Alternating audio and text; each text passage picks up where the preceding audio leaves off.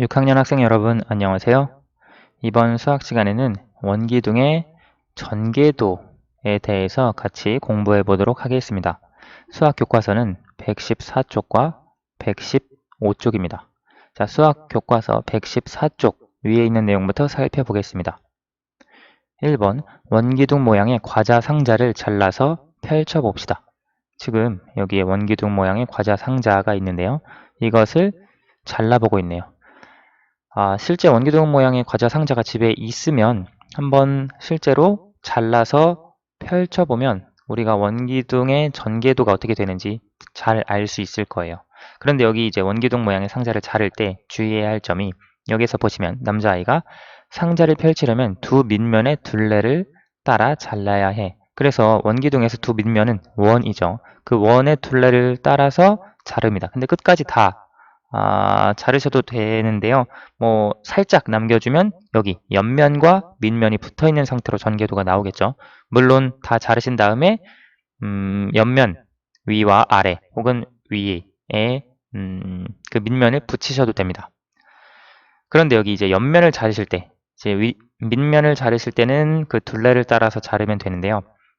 옆면을 자를 때는 여기 밑면에 수직인 선분을 따라서 자르셔야 합니다. 만약에 여기 원기둥이 지난 시간에 살펴본 대로 이렇게 원기둥이 있는데 여기서 이렇게 수직으로 잘라야 하는데 대각선으로 이렇게 옆면을 따라 자르면 모양은 다양하게 나올 거예요. 그런데 우리가 원기둥의 전개도를 생각을 할 때는 보통 이걸 수직으로 잘랐을 때 이제 이 밑면 위와 아래에 있는 이 밑면과 수직인 선분을 따라서 잘랐을 때 펼쳐지는 그 전개도를 원기둥의 전개도로 생각을 합니다. 왜냐하면 이걸 이렇게 자르거나 혹은 이렇게 자르거나 여러 번 잘랐을 때 나오는 전개도 모양은 다양하지만 그것이 원기둥의 전개도라고 인정을 한다면 너무 다양한 모양이 나와서 어떤 공통점이나 수학적인 원리를 찾기가 힘들거든요. 그래서 두 밑면의 수직인 선분을 이 선을 따라서 잘라서 펼쳐주시면 원기둥의 전개도를 생각을 해 주실 수 있습니다. 만약에 원기둥 모양 과자 상자가 없으시면 여기 그림을 통해서도 간단하게 파악할 수 있는데요. 밑면은 우리가 보는 것처럼 원 모양입니다. 그렇죠. 그리고 여기 옆면, 지금 옆면이 곡면으로 이루어져 있다고, 곡선으로 이루어져 있다고, 구분 부분이 있다고 지난 시간에 살펴봤습니다. 그런데 이것을 이 여자아이가 지금 자르는 것처럼 잘라서 펼쳐보면 실제로 이런 사각형 모양이 나옵니다. 사각형 중에서도 직사각형 모양이 나오거든요. 실제로 한번 잘라보는 걸 추천을 해드릴게요. 그리고 위쪽에 밑면, 그리고 아래쪽에 밑면 이런 식으로 원기둥의 전개도가 나올 거예요. 자, 그래서 전개도는 이런 식으로 우리가 실제 원기둥 모양의 물체를 가지고 확인을 해볼 수 있고요. 아래에 보시면 원기둥을 잘라서 펼쳐놓은 그림을 원기둥의 전개도라고 합니다. 그렇죠? 잘라서 펼쳐놓은 그림인데요. 선생님 아까 말했지만 그 자를 때 밑면은 둘레를 따라서 자르고요. 그 다음 옆면은 밑면의 수직인 선분을 따라 자르셔야 이와 같은 모양이 나옵니다. 대각선으로 자르면 우리가 원기둥의 전개도라고 보기 어렵기 때문에 우리가 수학적인 어떤 유의미한 내용을 파악하기 위해서 밑면의 수직인 선분을 따라서 옆면을 잘라주시기 바랍니다. 자, 그러면 이것이 원기둥의 전개도인데요. 여기 빨간색으로 표시한 부분이 원기둥의 밑면입니다. 그리고 이렇게 파란색으로 표시한 부분이 원기둥의 옆면입니다. 자, 그래서 이것이 원기둥의 전개도라고 할 수 있는데요. 아래 보시면 원기둥의 전개도를 알아봅시다. 이제 준비물 6번에 보면 가, 나, 다 세 가지 어떤 전개도가 나와 있을 거예요. 자, 그러면 그 준비물 6번에 있는 가, 나, 다를 가지고 준비물을 사용하여 원기둥을 만들 수 있는 전개도를 찾아보세요. 지금 가와 나와 다의 모양을 보면 조금씩 다르죠. 가의 경우 여기 원이 이렇게 있고요. 둘 다 위쪽에 있습니다. 그리고 나는 중간에 옆면일 것으로 추정되는 부분이 사다리꼴 모양이고요. 그리고 다 같은 경우에는 밑면으로 보이는 이 원이 양쪽 서로 다른 부분에 있습니다. 자, 그러면 한번 실제로 준비물 6번을 활용해서 원기둥을 만들 수 있는 전개도가 가나다 중에 어떤 것인지 찾아보시고요. 혹시 만들 수 없는 전개도가 있다면 그 이유가 무엇인지 생각을 해보시기 바랍니다. 네, 지금 교과서에 뒤에 준비물 6번에 보면 세 가지 전개도 가, 나, 다가 있는데요. 하나씩 원기둥을 만들 수 있는 전개도인지 확인을 해보도록 할게요. 먼저 가 전개도를 보면요. 지금 이렇게 밑면처럼 보이는 원 모양이 두 개 있고요. 그 다음에 옆면으로 보이는 직사각형이 있습니다. 자, 그러면 이것을 가지고 옆면으로 이렇게 동그랗게 말고요. 그 다음에 밑면으로 하나를 이렇게 덮어 주어야 합니다. 그렇죠? 그리고 이것을 덮어보면 사실 이것과 이 밑면과 이 밑면이 지금 겹칩니다. 위치가. 그리고 중요한 것은 여기에 또 밑면에 들어갈 위치가 비어 있어요. 그래서 이것은 원기둥의 전개도라고 할 수는 없을 것 같아요. 겹치는 부분이 이렇게 있기 때문에. 따라서 이 밑면 모양의 원 하나가 아래쪽에 들어가 있으면, 배치가 되어 있었다면 원기둥의 전개도라고 할 수 있었을 텐데 그 부분이 아니라 같은 부분에 이렇게 위치해 있기 때문에 원기둥의 전개도라고 보기는 어려운 것 같습니다. 두 번째, 전개도 나를 살펴보겠습니다. 전개도 나는 지금 여기 떨어지려고 하는데, 전개도 나는 일단 여기 이 모양이 직사각형 모양이 아닙니다. 그렇죠? 한번 이렇게 말아보면 뭐 이렇게 말리는 것처럼 보이기도 합니다. 그래서 뭐 이거 어떤 뭐 입체 도형이 되는 건가 싶기도 한데요. 실제 이것은 원기둥의 전개도라고 보기는 어렵습니다. 왜냐면 원기둥이 가지고 있어야 할 조건을 가지고 있지 못하거든요. 어떤 조건이냐면, 잠깐만요. 일단 이 입체를 보면 이런 식으로 볼 때도 더 기울어져 있습니다. 그렇죠. 원기둥은 여기서 높이, 여기서 높이 다 똑같아야 하는데 이쪽 옆에서 볼 때도 직사각형 모양이 아니라, 정면에서 바라볼 때 직사각형 모양이 아니라 약간 사다리꼴 모양으로 보입니다.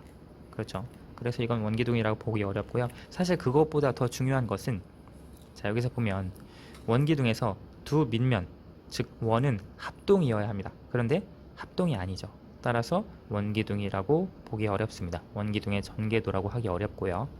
마지막 세 번째 전개도를 살펴봅시다. 이 세 번째 전개도는 이런 모양이었는데요. 이것과 조금 다른 거 아니야? 생각할 수 있는데, 자, 이것을 가지고 한번 전개도를 가지고 한번 원기둥을 만들어 보면 이렇게 옆면을 먼저 만들 수 있고요. 위쪽에 밑면, 아래쪽에 밑면, 이렇게 닫으면 실제 원기둥 모양이 완성이 됩니다. 네. 그래서 지금 두 밑면, 이쪽에 있는 원과 이쪽에 있는 원, 두 밑면은 합동인 원이 되고요. 그 다음에 옆면은 직사각형 모양으로 이렇게 곡면이 만들어진다고 하는 것. 따라서 세 번째 전개도인 다의 경우가 원 기둥의 전개도라고 할 수 있겠습니다. 자, 그러면 다시 교과서 내용으로 넘어가 보도록 하겠습니다. 잘 살펴보셨나요? 준비물을 사용하여 원기둥을 만들 수 있는 전개도는 가, 나, 다 중에 다가 되겠습니다. 그리고 만들 수 없는 전개도는 가, 그리고 나였는데요. 가 전개도의 경우에는 두 원이 합동이기는 합니다. 하지만 두 밑면, 두 원이 서로 같은 위치, 이제 겹쳐지는 위치에 있습니다. 그래서 원기둥의 전개도라고 보기는 어렵고요. 나 같은 경우에는 옆면이 일단 직사각형이 아닙니다. 옆면이 직사각형이 아니고 두 원이 합동이 아닙니다.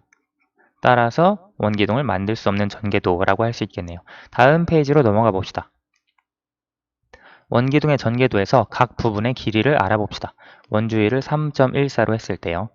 지금 우리가 이 원기둥이 있으면 이것을 이렇게 펼칩니다. 아까 얘기했듯이 두 밑면은 둘레를 따라서 자르고 옆면은 두 밑면의 수직인 선분을 따라서 자릅니다. 보시면 지금 여기 빨간색 되어 있는 부분을 집중해서 볼게요.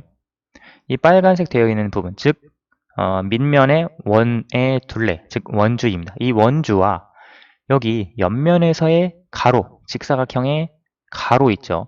이 가로 부분은 같은 길이입니다. 그렇죠? 왜냐면 이것이 전개도인데 이것을 가지고 실제 원기둥을 다시 만들어서 합쳐보면 이 원주의 길이와 직사각형의 가로 길이가 정확하게 맞아야 전개도가 완성이 되겠죠. 그렇죠. 자, 그러면 한번 생각해보면 여기 밑면의 반지름이 5cm라고 했습니다. 그럼 여기 전개도에서도 마찬가지로 반지름이 5cm인 원이 되겠죠. 그리고 중요한 것은 이 옆면의 가로의 길이인데요. 이것은 여기 밑면의 원주와 같습니다. 이해가 되시죠? 전개도에서 여기 보면 빨간색을 주목해서 보았을 때 원주는 여기 밑면의 가로 길이와 똑같게 됩니다. 지금 우리가 원주 구하는 것은 지름 곱하기 원주율이죠. 지름이 10cm이고요. 원주율이 3.14라고 했기 때문에 여기 옆면의 가로 길이는 31.4cm가 되겠습니다. 그리고 여기 세로 길이는 옆면의 세로 길이는 사실 이 길이와 똑같습니다. 그렇죠? 원기둥의 높이가 되는 거죠. 높이가 10cm네요. 여기 문제에서 보면 옆면의 세로와 가로의 길이는 각각 원기둥의 무엇과 같나요? 지금 여기 옆면의 세로 길이는 원기둥의 높이와 같습니다. 그렇죠? 그리고 가로의 길이는 원기둥 밑면의 원주와 같습니다. 그렇죠? 옆면의 가로의 길이를 구하는 방법 지금 같이 구했는데요. 옆면의 가로의 길이는 우리가 밑면의 지름